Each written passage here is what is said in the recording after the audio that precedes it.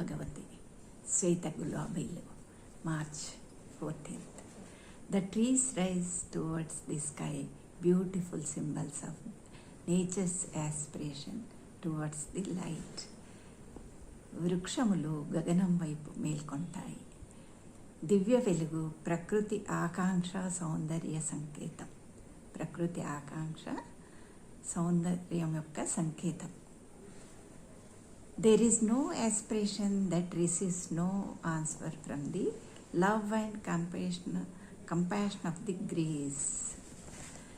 ఆకాంక్ష జ్వాల లేనప్పుడు దివ్యానుగ్రహం యొక్క దయ మరియు ప్రేమ సమాధానమును లభించదు, అంటే గ్రహించలేదు. గ్రహణశీలత అనేది ఉండదు.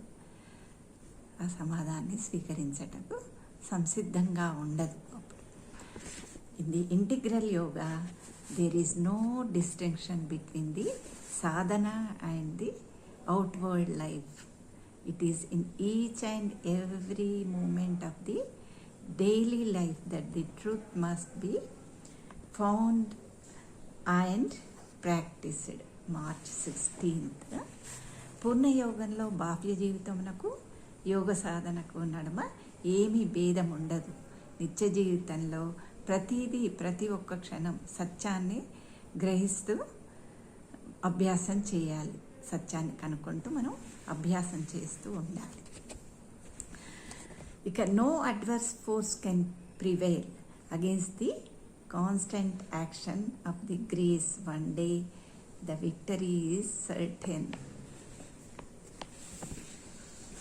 దివ్యానుగ్రహం యొక్క నిరంతర చర్యలకు వ్యతిరేకంగా ఏ ఆసురీ శక్తులు పట్టుదలగా నిలబడలేవు.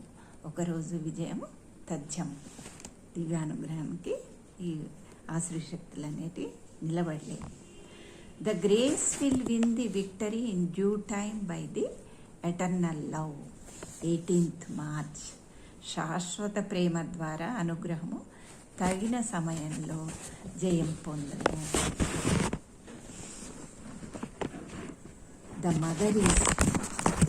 mother is always ready to welcome the child, whatever fault the child may have committed, with the deep love and compassion.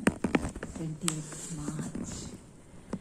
బిడ్డ ఏ తప్పు చేసినా దానిని లోతైన ప్రేమ మరియు కరుణతో స్వాగతించడానికి శ్రీమాత ఎల్లప్పుడూ సిద్ధంగా ఉంటుంది. Never lose hope. Hope is a divine virtue. ఆశను ఎప్పుడూ కోల్పోకు. ఆశ అనేది ఒక విధమైన ధర్మము.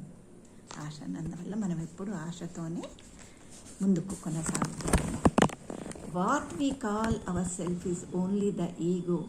Hour true self is the divine.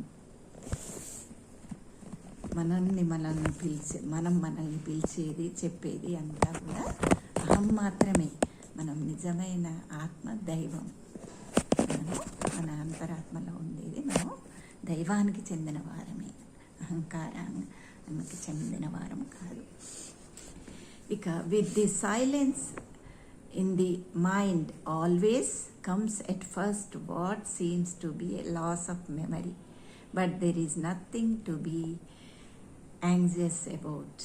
It comes back in due time and the memory. It is better one more correct and more exact. మనస్సులో నిశ్శబ్దం ఉన్నప్పుడు ఎల్లప్పుడూ మొదట జ్ఞాపక శక్తి కోల్పోవడం వంటిది వస్తుంది. అయితే ఆందోళన పడాల్సింది ఏమీ లేదు, కంగారు పడవలసిందేమీ లేదు. నెమ్మదిగా మళ్ళీ మనకు ఆ జ్ఞాపక శక్తి అనేది తిరిగి అంతకు రెట్టింపుగా మనకు అది సరైన సమయంలో తిరిగి వస్తుంది. మరియు జ్ఞాపక శక్తి మెరుగ్గా మరింత సరైనదిగా మరింత ఖచ్చితంగా మనకు అది వచ్చి తీరుతుంది.